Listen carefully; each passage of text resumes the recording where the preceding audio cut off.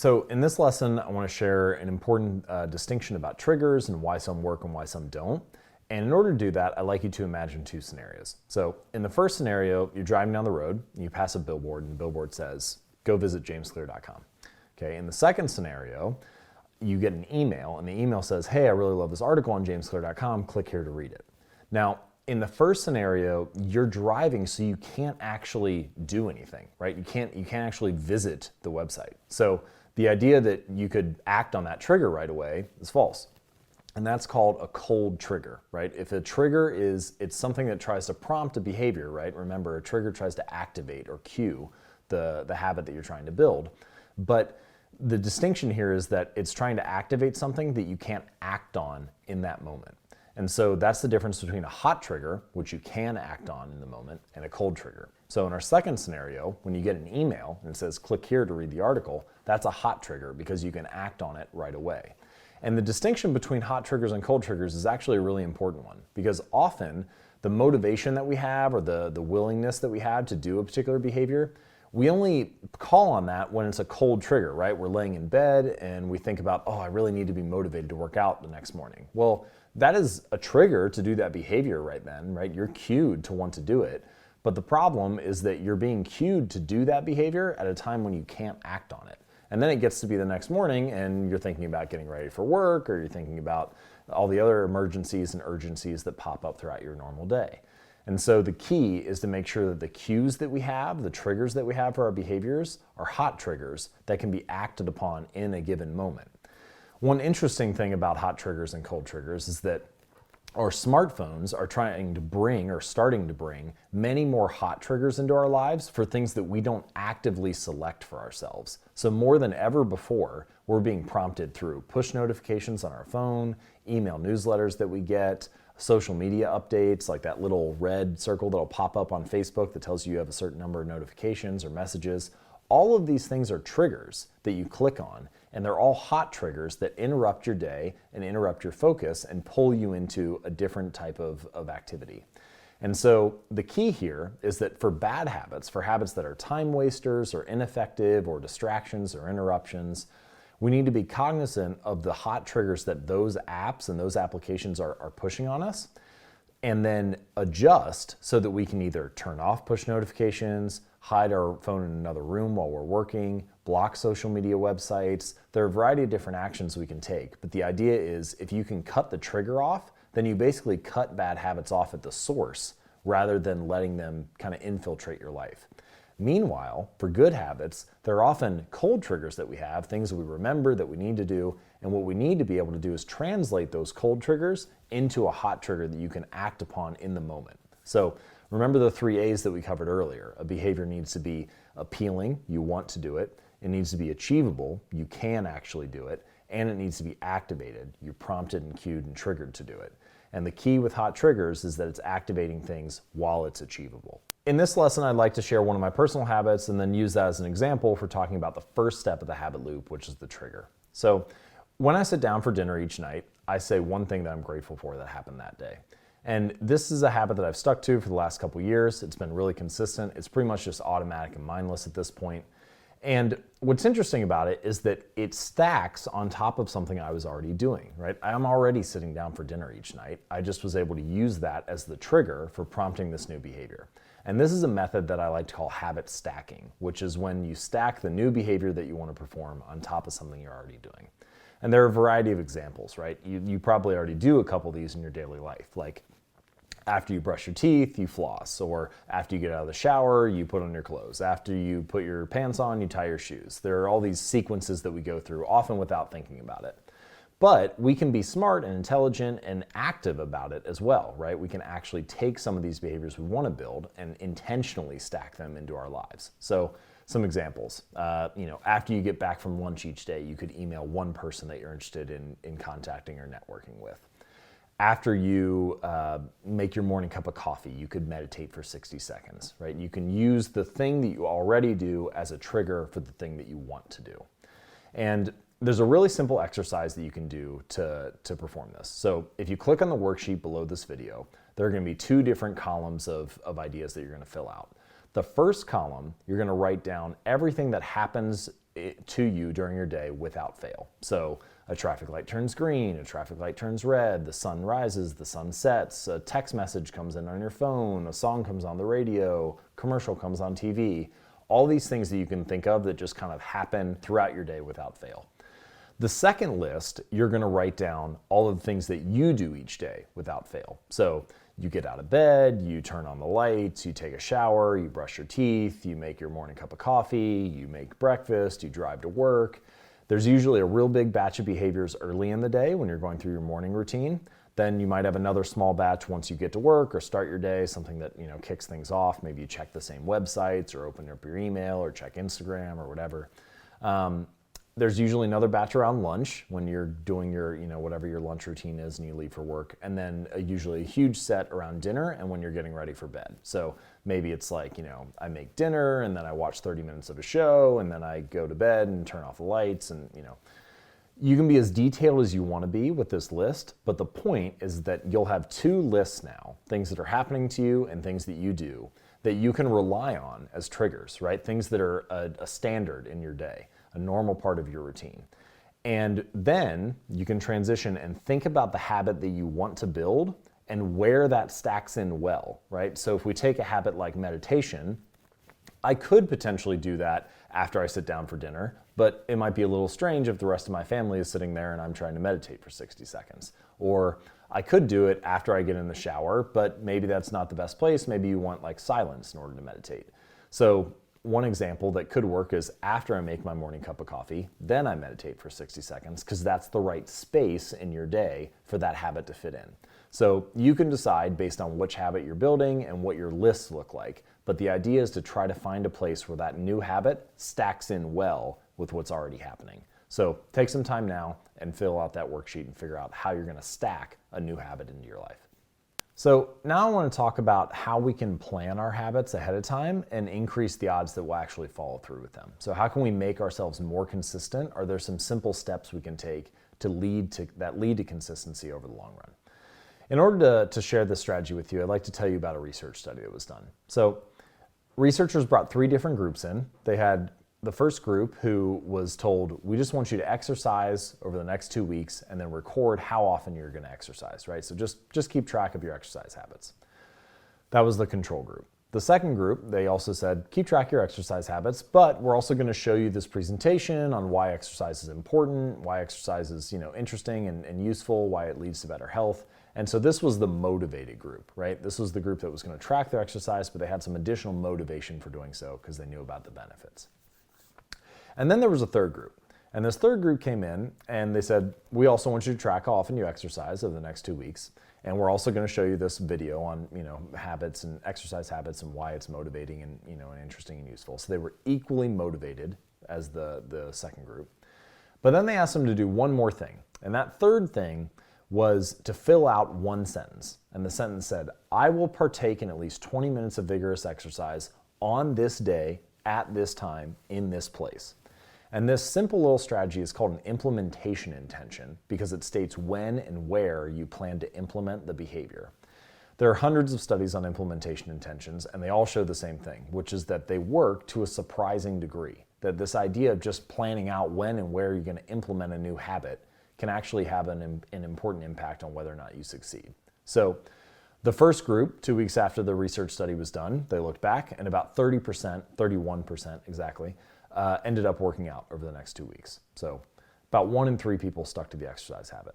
The second group, remember this is the motivated group who was going to, actually had good reasons for sticking to the behavior. Same exact thing. 1 in 3 people stuck to their exercise habit over the long run. So basically, as soon as they walked out of the research lab, the motivation dropped and it didn't have any impact on long-term behavior. The third group, however, the group who wrote down exactly when and where they were going to implement their exercise habit, 90% of them worked out over the next 2 weeks. So you almost double or triple the odds that you're going to follow through with your habit just based on having an implementation intention set. And the idea behind this here is that you are pre-committing to when something is going to happen. So often we don't follow through with habits because we're wondering, will I feel motivated to go to the gym today? Or I have a friend who talks about writers who says, so many people never get around to writing because they're wondering when they're going to be motivated to write. And the idea is that you don't need to sit around and wonder when you can be motivated. Just schedule the behavior ahead of time, right? Set a schedule for yourself and take decision making off the table for when the habit actually starts to become a reality. And that way, if you know that you're going to go to the gym at 5 p.m. on Monday, it doesn't become a choice on whether or not to do it. You're just following the pattern that you've already set out for yourself. So what I'd like you to do now is click on the worksheet below this video and fill out an implementation intention for your habit. When, where, and how are you going to implement this habit? Where is it going to live in your life? Carve out a time and a space in your schedule to focus on it and actually state explicitly when you're going to implement it and do it. Do that now. I'll see you in the next lesson. All right, let's talk about the first A in the 3 A's of building a new behavior. So achievable. How do we make habits and behaviors more achievable? How do we make them more possible and something that we can actually stick to? So there's a really great book by a woman named Twyla Tharp, and the book is called The Creative Habit. I'm going to read you a section from it here. Now, Tharp is one of the best choreographers and dance instructors that we have in the world right now. She's won a MacArthur Genius Grant. She's done a variety of shows across Broadway, many other really spectacular plays. So she's highly respected in her field. And she does a really interesting thing with her morning routine and the habits that she sticks to. So let me read the quote to you now. She says, "I begin each day of my life with a ritual. I wake up at 5:30 a.m., put on my workout clothes, my leg warmers, my sweatshirt, and my hat. I walk outside my Manhattan home, hail a taxi, and tell the driver to take me to the Pumping Iron Gym at 91st Street and 1st Avenue, where I work out for 2 hours. The ritual is not the stretching and weight training that I put my body through each morning at the gym. The ritual is the cab. The moment I tell the driver where to go, I've completed the ritual. It's a simple act, but doing it the same way each morning habitualizes it, makes it repeatable and easy to do. It reduces the chance that I would skip it or do it differently. It's one more item in my arsenal of routines and one less thing to think about." All right, so what's interesting about Tharp's action here is that she's focusing on making the very beginning of the habit as achievable as possible, right? The only thing that she puts her energy into is hailing the cab each morning. And then she trusts that the rest of the action, the rest of the behavior will follow from that. As long as she hails the cab and gets in it, she knows she's going to show up at the gym and start working out and continue the rest of the routine because it's already started this kind of cascade of behavior, right? This is one of the most important things that I think we can cover when it comes to making habits more achievable, which is that so often we think about the entire habit that we want to build, right? This big thing, this goal that we want to achieve. And if we think about the habits in their full scope, then they can be intimidating, right? It can seem like too much. Well, instead of thinking about focusing on working out for 2 hours, Tharp shifts her focus to just hailing the cab, something that she could do in 2 minutes. And this is what I like to call the 2-minute rule. The 2-minute rule is the idea that not all habits can be accomplished in 2 minutes, but pretty much any habit can be started in 2 minutes. And so the goal of the 2-minute rule is to figure out a way for you to start your behavior, to initiate the habit in 2 minutes or less. So if it takes less than 2 minutes, then it adheres to the rule. So an example, you get home from work, maybe you want to go for a 3-mile run. That sounds really good, but once you get home from work, you're exhausted, you're tired, and the idea of going for a 45-minute run or a 30-minute run or however long it would be seems intimidating to you. Thinking about the habit in its full scope seems like too much work. So instead, focus only on the first 2 minutes, right? Putting on your shoes, tying them, getting your water bottle, and stepping out the door and closing the door. If you do that, if you do something that you can actually accomplish within the first 2 minutes, then it doesn't matter if you do the rest. Literally, you can make a promise to yourself. Once you step out the door and close it, you can go right back in and you're done. It doesn't matter at that point. But what often happens is that once the behavior is initiated, once you start, then you end up finishing the behavior anyway. And the key distinction here is that motivation often comes after starting a behavior, not before. We think that motivation is something we need to have. Oh, if I don't feel motivated enough to work out for 45 minutes, then I can't follow through on that habit. But in fact, if we can focus only on the first 2 minutes, then we can trust that the rest of the behavior will follow, just like Twyla Tharp hailing the cab. So what I'd like you to do now is to think about how to make your behavior easier at first, even if it's not as impressive, right? So click on the worksheet below this video, write down the habits that you want to build, and then write down a 2-minute version of how you can just kickstart that habit and only focus on the first 2 minutes rather than thinking about the entire scope of the behavior. Go ahead and do that now. I'll see you in the next lesson. Before we get into the details of the forces that shape habits, I want to talk about an important concept that is best illustrated with a story. And that's the story of Southwest Airlines. Throughout the 1970s, Southwest grew rapidly. When most of the airline industry was going bankrupt, Southwest was posting a profit each year, up until the point of about 1995, 1996, when they had offers from over 100 cities to grow and expand to their area. Now, if you think about this from a business standpoint, this is a great problem to have, right? You have over 100 cities that are asking for you to expand. Most businesses would say, take advantage, right? Like, grow while you can. You don't know what the future is going to look like. Southwest, however, did something different. They looked at the options, and then they decided to only expand to 4 new cities over the next year. And one of the reasons that Southwest leadership decided to do this is because they wanted to stick with a pace that they could sustain. They had grown steadily over the last 20 or 25 years, and they knew that they could expand to 4 cities while still maintaining the same level of quality and service, and so they decided to turn down 95% of offers rather than running and going at every opportunity. Now, this is interesting if we think about it through the lens of habits and behavior change, because so often we set goals and habits for ourselves and we try to achieve the maximum amount possible. We try to get to as much as we possibly can on any given day. The implicit assumption whenever we set a goal is, well, here's the minimum I want to do. I want to earn at least $100,000 over the next 6 months. I want to lose at least 20 pounds in the next 5 months. I want to do at least 20 push-ups today. Whatever the milestone may be, we have some minimum threshold that we want to get to. And then if we can go beyond that, the assumption is, well, of course you should take advantage. But instead, I think there's a more useful way to think about our habits and routines, and that is to set an upper bound for our behavior. I have a reader who, over the course of 5 or 6 weeks, wanted to build an exercise habit. And instead of trying to bite off more than he could chew or getting really motivated and going to the gym as much as possible, he decided, I'm going to go to the gym each day, but I'm not going to stay for more than 5 minutes. And once I get to 5 minutes, then I'm going to leave. And the interesting thing that happened was that over the course of those 4, 5, 6 weeks, he started showing up at the gym and he was like, I'm here all the time. I kind of feel like staying longer.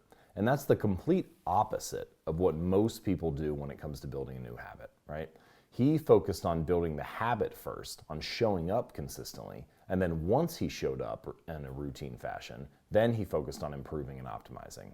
And this is the key insight about repetition and doing a little bit less than what you think you're capable of each time. And that is that you maintain standardization and consistency, because repetition itself can be a form of change. Repetition of what you can already do, of what you already know you can achieve, is a form of change itself by simply maintaining more consistency than you have before. And you have to standardize a process first before you can optimize it. There can be no optimization without standardization. And so with this in mind, I'd like you to focus on setting an upper bound for your behavior rather than a lower bound. So for example, I want to make at least 10 free throws today, but not more than 15. I want to lose at least 5 pounds over the next 3 months, but not more than 10. By setting this kind of upper limit for yourself, you provide the opportunity to not only show up on days when you feel good, but also show up on days when you feel bad, because you're simply focusing on showing up and building the behavior rather than on achieving the most possible. All right, let's talk about the second A in those 3 A's, appealing. So why are we motivated? Why do we actually want to do habits? What can we do to make sure that we're interested, engaged, and motivated to actually perform the behaviors that we say are important to us? So often, there are things that we say we're interested in that we want to do, like cooking healthy meals for ourselves, but in the moment, eating a donut sounds more appealing or more motivating. So how can we shift that and make sure that our habits are actually in this zone of optimal motivation? In order to answer that question, I want to tell you a brief story. So let's imagine that you're playing tennis, right? And you could be playing a tennis match against someone really amazing like Roger Federer or Serena Williams, which, while that might be interesting to play a professional tennis player, it probably would get boring or depressing fairly quickly because you'll be losing all of the points. So it might be interesting for a point or two, but pretty soon after that, you start to get bored. On the flip side, you could play tennis against a 4-year-old. And again, it might be cute or interesting for a point or two, but pretty soon it'll be boring again because you're winning all the points now. But there is a third option, and that third option is that you play someone who's right about at your current ability. They win about half the points, you win about half the points. And what scientists and researchers have found is that challenges like these are actually incredibly motivating because they're right on the cusp of our ability. They're stretching us just a little bit, but it's still achievable. And it's in moments like these, when we're operating on the perimeter of our abilities, that we're fully engaged, that we're kind of in a state of flow, that we're fully invested in the task at hand. That is when peak motivation occurs. So I like to refer to this as the Goldilocks rule. And the Goldilocks rule states that peak motivation happens when we're operating on the perimeter of our abilities. Not too hard, not too easy, just right? Like Goldilocks. So how can we apply this idea? How can we actually figure out if we're operating at a perimeter of our abilities? What does that mean for something to be just too hard, just too easy, like not too much of either? Well, scientists offer 3 different ways of thinking about this problem. So the first is the idea of 50-50 odds. I mentioned in the tennis example that you win about half the points, your opponent wins about half the points. Generally speaking, if you can win right about half the time, then that tends to be incredibly motivating because you know that if you just try, you can capture some of the rewards. So that's the first way of thinking about it. The second way of thinking about it is this idea of about 20 to 25% more. And that number comes from a couple of studies on finance, which show that if you're earning $40,000 a year, you're incredibly motivated by the idea of earning $50,000 a year. It seems like just enough to get you to the next level, but it also still seems achievable. Conversely, if you're earning $100,000 a year, then earning $125,000 a year sounds really motivating. So again, it's like 20 to 25% increase. Whether you're at $40,000 or $80,000 or $100,000 or $300,000, earning 20 to 25% more sounds interesting to all of those people because it's just enough to be motivating, but also just enough to be achievable. It's not too hard that you can't get to it. So this is the second way of thinking about being on the perimeter of your abilities, doing 20 to 25% more than what you're doing now. The third way of thinking about this is through a rule called the 80% rule. So the 80% rule is saying that as long as you're putting in about 80% effort, then that is about the maximum amount that you want to remain motivated over the long run. It's not too easy. You can't just mail it in and do something at 10% or even 50% of your ability. So you're not dogging it, but you are actually putting in a sustained amount of effort that isn't too hard either. You're not operating at the brink of your ability. If you consider 100% effort to be hair on fire, buildings burning down, you have to pick up a car with your bare hands, that's like the extreme amount of effort that you could give. 80% effort is taking a little bit off of that, but still operating, close to your maximum. So this is the third way of thinking about it. Now, obviously each one of these is just a lens for kind of getting you closer to your current ability, a perspective to view the challenges and habits that you're facing through. It's not like motivation doesn't happen at 79% effort and then magically does happen at 80%, right? All of these things are a spectrum. But by using those 3 different perspectives, we can start to get closer to what actually works for building habits that stick and what keeps you motivated and what maybe is too hard or too easy to sustain your motivation over the long run. I'd like you to imagine something for a second. Imagine that you're a musician working on a new piece. And as you work on this piece, you're hoping to get it concert ready. You want to play in front of a large audience. And so you practice for a few days, few weeks, and a little bit of the song is starting to come along. You can play 50% of it, and then 60% of it, and 80% of it. But there are still these portions of the song that are quite technical, that you struggle with, that you haven't been able to master yet. And so you continue to stay at it, you're practicing for months, and again, you're making progress, but still there are these certain portions that are quite difficult. And at this point, let's say you've been practicing 4, 5, 6 months, and you still have this little section within the song that is giving you trouble. Now, if you were to take a step back and look at your progress at this point, you would say, well, at the beginning, I couldn't play this song in front of an audience. I couldn't play it at a concert. And even now, after 6 months of effort, I still can't play it at a concert. So in some sense, reality hasn't changed. And this can be a really frustrating place to be. And it happens all the time with different habits and behaviors. It's not just with music, right? We work and work and work, and then we still can't get to the final result that we want to get to, which in this case is playing in front of a concert audience. But there's something that's happening throughout this process, right? You're building what I call the plateau of latent potential. You're building up this ability, this energy, this progress that needs to be released. And so finally, one day while you're practicing, you master that last little technical section. And by mastering the last 1% of the song, you open up the whole rest of it, right? The whole bottleneck opens up and you're able to master it all and play it in front of an audience.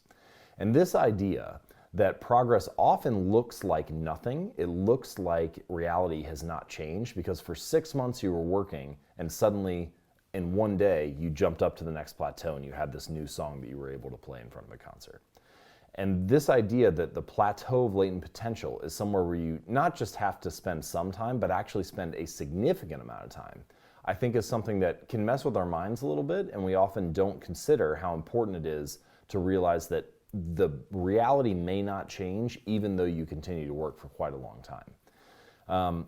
And George Leonard, who's an Aikido master and a master of martial arts, has a great quote where he says, "To learn anything significant, to have any lasting change produced in yourself, you must be willing to spend the majority of your time on the plateau." In other words, you must be able to spend the majority of your time hammering away at the same stone day after day, time after time, even though the rock looks exactly the same, when only on the 100th blow it breaks free, right? And so this concept of building latent potential it's kind of like imagining that you have an ice cube on the table, right? You walk into a room, it's cold, you can see your breath, it's 26, 27 degrees, goes up to 28, nothing happens, the ice cube's still there, 29, 30, 31, again, the ice cube's still there. And then you get to 32 degrees and all of a sudden the ice cube melts. There's this, phase transition. You moved up 1 degree, no different than any of the degrees that came before it, except everything changes. And this is a similar structure, similar pattern that you see that happens with habits, right? You make one small shift in your environment, you make one small shift in your culture, you make one small shift in the way that you measure yourself, you make another small shift to bring the difficulty of the habit down, and it doesn't seem to be working, and then suddenly one more small adjustment and everything falls into place, and you seem to be able to stick with a habit with ease.